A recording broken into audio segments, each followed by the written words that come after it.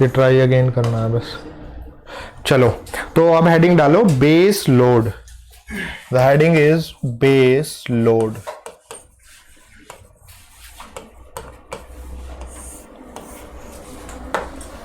इसमें लिखो the continuous load available, the continuous load available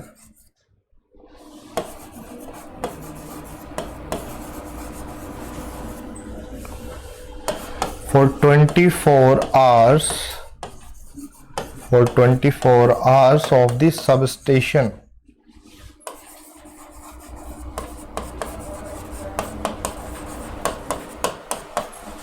is known as base load। ठीक है, the continuous load available for the 24 hours. ठीक है, लेकिन कंटिन्यूअस लोड अवेलेबल का मतलब ये नहीं है कि एवरेज वैल्यू है, यानी आप इसको बोल सकते हो average load is also known as base load. ये भी आप नोट करके लिख सकते हो, क्योंकि आपके जेई में ना एक बार ऐसा कुछ था कि एवरेज लोड अगर ये बेस लोड के इक्वल है, पीक लोड के इक्वल है, तो ये बताओ, उसने बोला था एक बार कि लोड फैक्टर बताओ अगर base load peak load equal है, तो स्टूडेंट कंफ्यूज हो गया था। तो इसलिए आप लिख सकते हो average load is also known as base load, also known as base load. वैसे ही मानो आप, जैसे आप लोग हो तो लकी हो कि एसी वेसी चल रहा है हमारे दिल्ली में। अगर 5 स्टूडेंट हो तो एसी नहीं चलाते हो, वो नीचे से उसकी एमसीबी का कनेक्शन, मतलब दिल्ली वगैरह इंस्टीट्यूट में बाहर से रखते हैं, है ना, मतलब आपको भी पता नहीं चलेगा और वो पावर कट कर देंगे वहाँ से, समझ रहे हो। मतलब जैसे लाइट वो बता देंगे सर लाइट गायब है, इन्वर्टर से फैन चला लो बस, तो आप होगी आपको मिल रही है अपने इधर। बड़ा खतरनाक पंगा है लाइट का। आपके कितने रुपए यूनिट चलता है वैसे? 4.5 रुपये यूनिट है, ऐसा है सर? कमर्शियल में भी? दिल्ली में सस्ता है, दिल्ली को छोड़ के हैं। दिल्ली में कितनी यूनिट? दिल्ली का तो देखो, मुझे दिल्ली का तो एग्जैक्ट आइडिया नहीं है क्योंकि मैं गाजियाबाद में रहता हूँ। डोमेस्टिक भी फ्री है 200 यूनिट तक। हाँ, वो टैरिफ है, वो एक टैरिफ है कि आप यूनिट बढ़ाओगे तो बढ़ जाएगी। ठीक है, इसमें एक पॉइंट और लिखो, जैसे सुनो, मैं ये लिखा रहा हूँ कि बेस लोड के अंदर थर्मल को क्यों रखा गया। ठीक है, लिखो तो ड्यू टू, नेक्स्ट लाइन से लिखना, ड्यू टू टेम्परेचर कंस्ट्रेंट, ऐसा, due to temperature constraint, due to constraint लिख लोगे ना, ड्यू टू टेम्परेचर कंस्ट्रेंट। सही में देखो ऐसा है, मतलब आप लोग जैसे यहाँ तो थोड़ा ठीक भी मौसम है, वहाँ तो गर्मी भी बहुत होती है, ऊपर से एसी नहीं चलाते हैं छोटे। अगर बड़ी स्ट्रेंथ है तो देखो चलाते ही हैं, छोटी में ऐसी हरकत कर देते हो। ड्यू टू टेम्परेचर कंस्ट्रेंट, ठीक है, क्या लिखा? Due to temperature constraint the operating time of thermal power plant, the operating time of thermal and nuclear लिख लो, the operating time of thermal and nuclear power plant is higher, of thermal and nuclear power plant is higher. वैसे writing सबसे साफ इनकी है, सोचो वो उस पे लिख रहे हैं वाइट पे, बिल्कुल प्लेन पे। आपकी यूनिवर्सिटी में प्लेन पेपर चलता है कि ये लाइन वाला? यूनिवर्सिटी में जब एग्जाम देते थे तो? अच्छा चलो, तो क्या लिखा? Due to temperature constraint the operating time of the thermal power plant is higher. ठीक है, that's why it is considered as base power plant. ठीक है, थर्मल और न्यूक्लियर दोनों लिख सकते हो। ठीक है, दोनों लिख सकते हो। Considered as a base load power plant. ठीक है, नेक्स्ट पॉइंट लिख लो। नेक्स्ट लाइन से इसके ऊपर ये है ना सर, ये बेस लोड और एवरेज लोड का। हाँ सर इसमें तो sir average load base load से ज्यादा हो जाएगा ना sir? Average load base load से ज्यादा हो जाएगा ना? हाँ, एवरेज, मैं वही बोल रहा हूँ, जनरली एवरेज लोड को ही बेस लोड कहा जाता है। अगर आप वैसे बेस की बात करोगे ना, तो मान लो ऐसा कोई कर्व बनाओगे तो इससे ऊपर ही जाएगा। ये मिनिमम लोड है एक्चुअल में, कांस्टेंट लोड है ये बिल्कुल, ये हमेशा है एवरेज, लेकिन ये जो ये मिनिमम है, हो सकता है इससे और नीचे मिनिमम है, लेकिन एवरेज हमेशा मिनिमम से ऊपर होगा, लेकिन बेस से ऊपर नहीं होगा। बेस को ही एवरेज कहते हैं, समझ गए? देखो सुनो, अभी जैसे कर्व बनाया मैंने ऐसे ऐसे, आप ये बोल रहे हो ना, या ऐसे टाइप का बनाया ना, ऐसा। आप इसको बोल रहे हो कि बेस यहाँ कहीं आएगा, आएगा ना यहाँ कहीं, एवरेज, सॉरी एवरेज यहाँ कहीं आएगा, बेस से ऊपर आएगा, आप ये बोल रहे हो, है ना, बेस से ऊपर आएगा, बिल्कुल सही बोल रहे हो। लेकिन ये बेस ना होकर के मिनिमम है, समझ गए, ये मिनिमम है।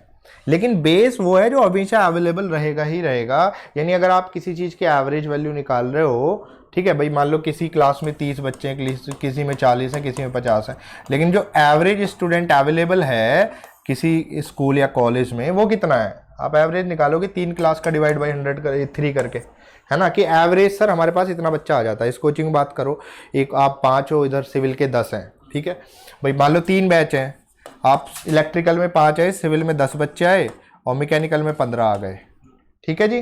तो एवरेज बच्चा इनके पास कितना आया, 15 और 5 20 और 10 30/3, मतलब 10 स्टूडेंट एवरेज इन पे आता ही आता है।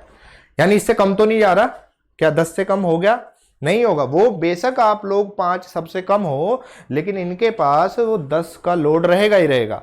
इनको 10 स्टूडेंट को लेके चलना ही चलना है कि इनको इनके लिए पूरा अवेलेबल कराना है, सब चीज़, समझ गए, ये मिनिमम है। तो हाँ, नेक्स्ट क्या लिखा आपने, हाँ अब देखो एक चीज़ बताओ मुझे, रन ऑफ रिवर को अगर आप साइंटिफिकली, ये तो हमारी देसी भाषा हुई, हमने समझ लिया, रन ऑफ रिवर को क्यों हमने पीक में नहीं रखा, ये लिखवाना है मुझे। कैसे लिखोगे आप लोग, क्या प्रॉब्लम थी रन ऑफ रिवर में?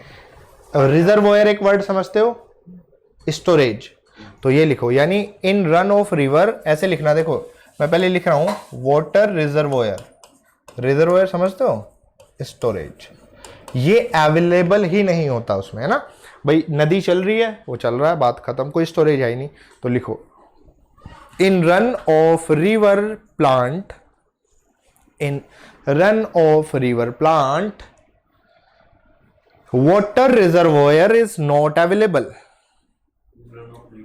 plant water reservoir is not available, that's why it is used as base power plant। समझ रहे हो, जो चीजें लिखवाई बताई है ना मैंने आपको, वो सारी लिखवा रहा हूं, कौन सा बेस में क्यों आया। चलो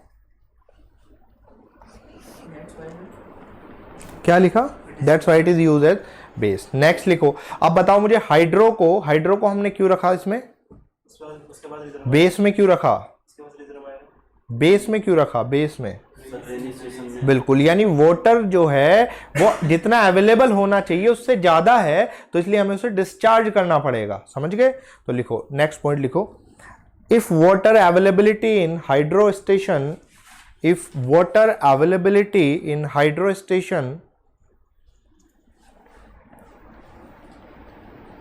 if water availability in hydro station is higher than usual, ठीक है, is higher than usual, जितना होना चाहिए उससे ज्यादा है, then it is used as base power plant, ठीक है भाई। तो इसको फिर हम बेस में यूज करेंगे, ठीक है।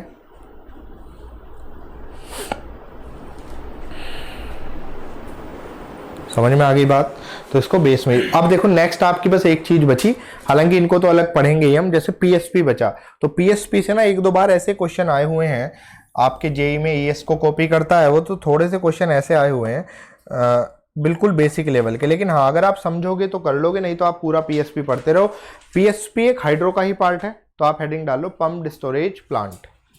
अच्छा एक सेकंड रुको, पीक नहीं लिखा ना, हाँ पीक लोड लिखो, पीक लोड।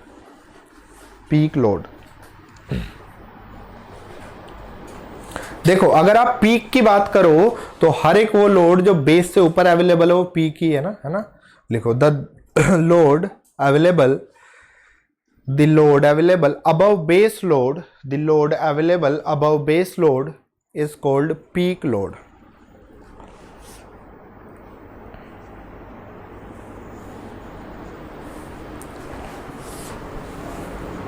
नेक्स्ट लाइन से लिखो पी, ये क्या हो गया देखना भाई, उनको बोलना एक बार, यही तो डिजिटल में ऑफलाइन उस बोर्ड पे अपना पढ़ते रहो मस्त। दिक्कत कैसे फोकस हिल रहा है इसका,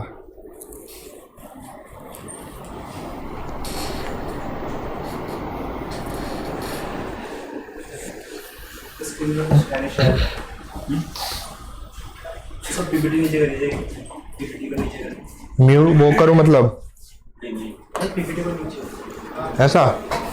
नहीं नहीं वो तो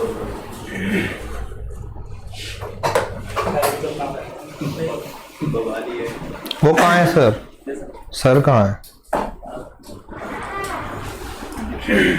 क्या कर रहे हो? ठीक है। अब क्या हुआ सर ये? आज कैमरे का मूड नहीं है, कभी लाइट